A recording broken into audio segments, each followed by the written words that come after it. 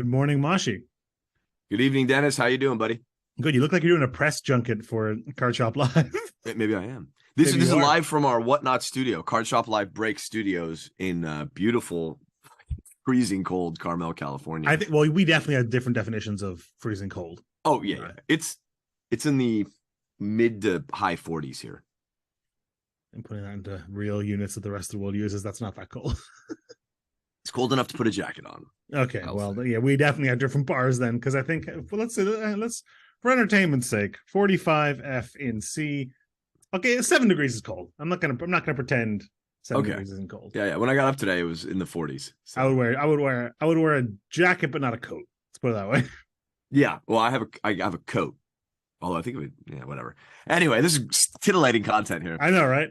Dennis, I wanted to bring out this quote, and I've had this quote in my back pocket. For those who don't know, kind of collect different pop culture media quotes, and I have them on my phone, like the notes app on my phone. Me too. And this is one where I just don't know how I feel about it. I think it's a great quote because I've read it multiple times, and sometimes I'm like, yeah, and sometimes I'm like, no, and that's why I've never used it for the podcast, because I'll bring it up like, no, I don't think it's true.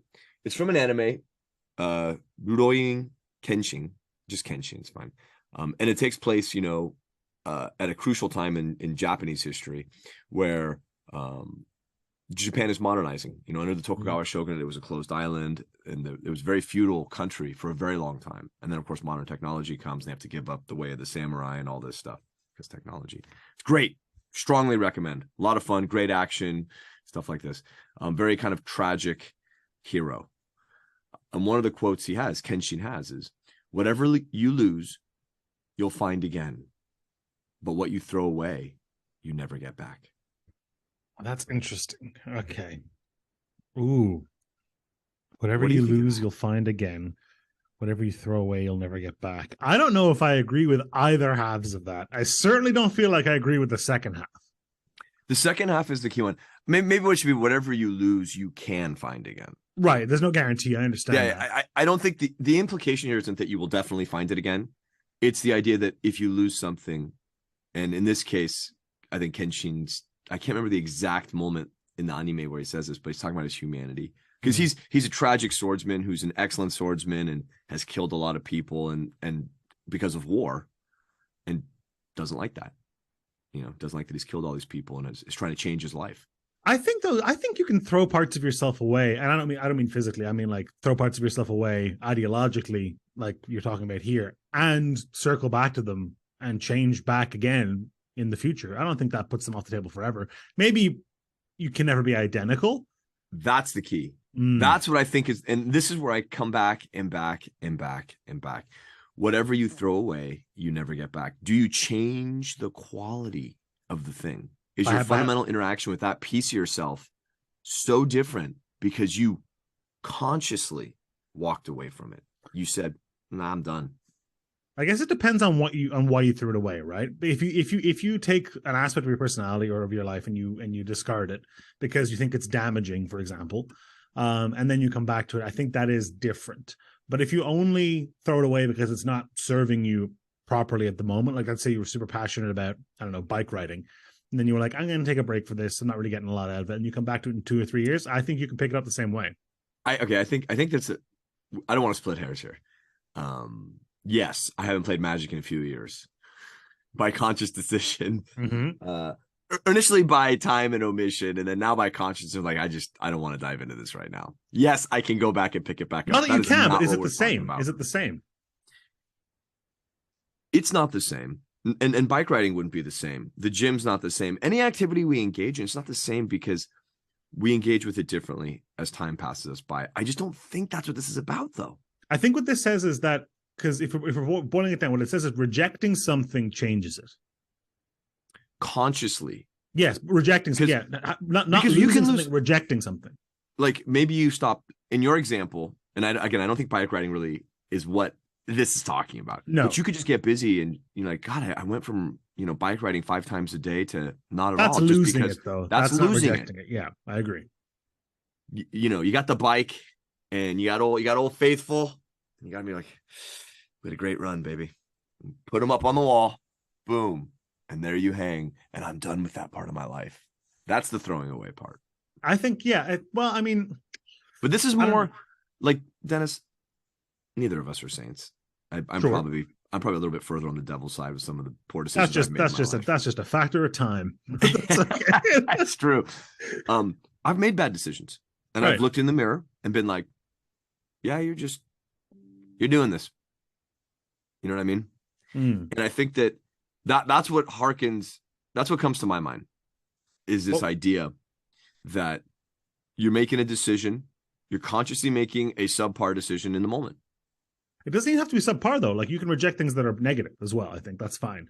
But what this rings true to me is that by rejecting something, by consciously deciding to remove it from what, the story you tell about yourself, your personality, you are changing your relationship with that thing forever. And even if you bring it back sometime later, it will always be a thing you tried to remove from yourself at some point. And that is different. It is different. And I'll put it in the positive light. I veer towards negative, positive traits that we've given up. I will say poor decisions, maybe immoral decisions I've made. I'm not an angel. When I come back and reflect on them now, later in life, I value the things that came natural to me earlier, kind of like innocence, naivete. I mean, I haven't killed anyone. I don't want to make it sound. It is good in discussions like this. I think it is important to put those bounds up. right. But I really, how much blood is on the sword, Mashi? Kind of in the context of innocence, kind of in the context of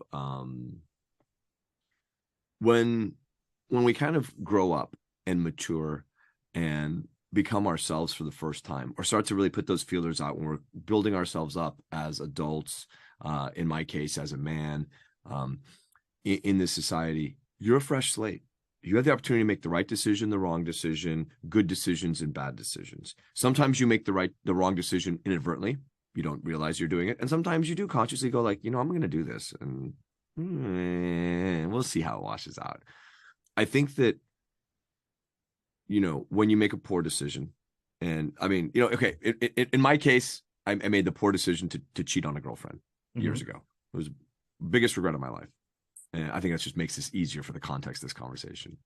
Now, as I engage in relationships, I value that fidelity in myself so much more and I thought I valued it before, and I thought I really upheld those values, and obviously I failed them, and I failed myself in those moments.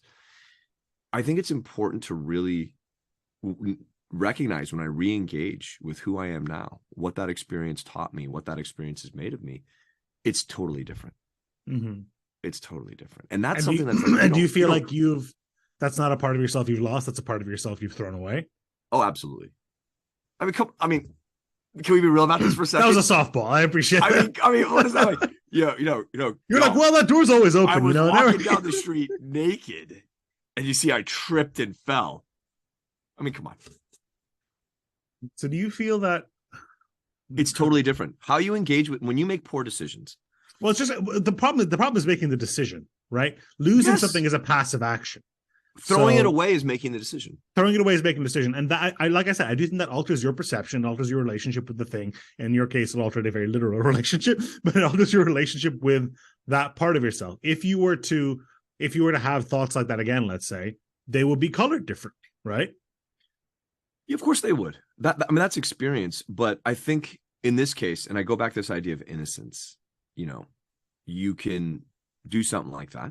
You can be unfaithful. And then you can be faithful again. You can have fidelity, and you can value that and say, this is who I am. But, there's always this part of you, this past part of you, this other part of you, this older part of you that made a decision. And you have to embrace that. You have to hold on to that and understand how you feel about being in a relationship in this example now is very different. Right. But I feel like if you, the quote kind of stipulates that if you were to then at some point in the future backslide or change your mind, that it would invalidate the decision you made before. And I don't think I agree with that. No, I don't think it does. But I think that every decision you make is going to color future decisions. But what I'm saying is when you make a conscious decision to do something, right or wrong, it does color your future actions. And when you make a decision to consciously separate from something, and here's the other side of it.